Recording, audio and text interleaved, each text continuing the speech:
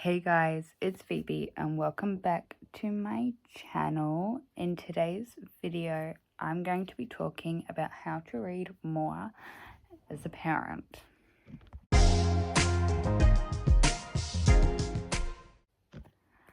I'm going to be honest, even now I only have 4 tips because I've only just managed to find what works for me. And my girls are 5 months old and 3.5. So anyway, it's hard. I used to be a very avid reader.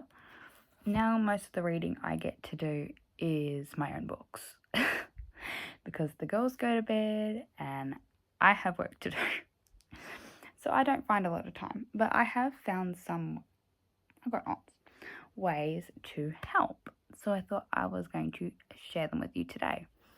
So number 1, make it a habit.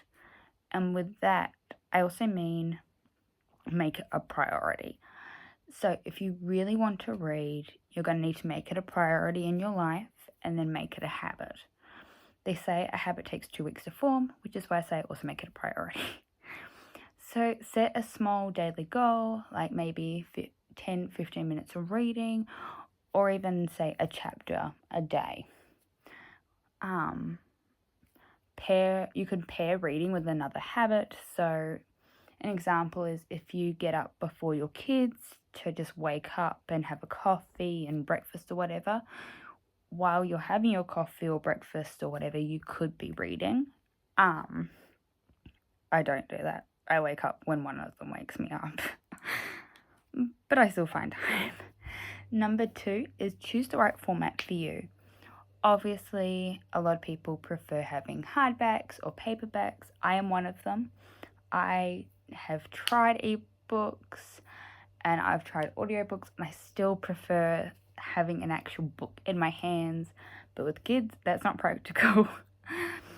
So I do try and read a little bit of an actual book, but sometimes it doesn't happen.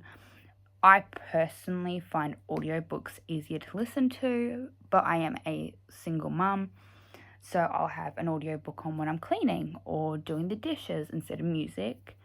And it's just nice. I can have a headphone in to hear it, but then I can still hear the girls, and I can also see them as well. So I'm enjoying a book, cleaning, which is something that has to be done every day, and I can still keep an eye and communicate with the kids. But ebooks obviously are, say, doctor's appointments, waiting in the car at school pickup or whatever could be easier. You can get ebooks on like your phone or whatever, or an e-reader, but audiobooks you could listen to while you're driving them to school.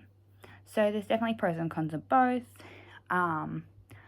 I read all my audiobooks because audiobooks is how I do most of my reading now. Audiobooks, I mean. I have 15 hours with Spotify a month with my subscription, so that's what I use. And I can purchase more, which are really expensive. So if I'm going to want to buy more hours, I might invest in something like Audible. But at the moment, this is what's working best for me because I only listen to it while cleaning. And I'm not really cleaning that long because I keep on top of my house. But sometimes I don't listen to it. Sometimes I want music too. Not that I've ever timed myself how long it takes me to clean. I'm getting off track. Number 3, make it a family activity. So you could listen to audiobooks with your kids, or you could read alongside your child during their reading time. So while they read a book, you could be reading your book. Or, I know some people don't want to count this, but read to your kids and count it as reading a book.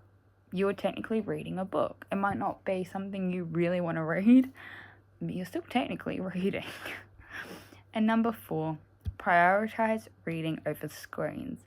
Try and maybe swap scrolling social media for reading before bed. And you can set a specific reading time, like 20 minutes before bed or whatever. So basically, you could swap, like, I go to bed at this time, but normally I sit on my phone watching TikToks or Facebook Reels. So I'm going to go instead, I might do that for like 20 minutes before bed, but then the rest of the time I can read before I go to sleep. Obviously, you need to find what works for you. These are just some ideas that I had that seemed to work okay for me. And yeah, thank you guys so much for watching. And I'll see you guys in the next video. Bye, guys.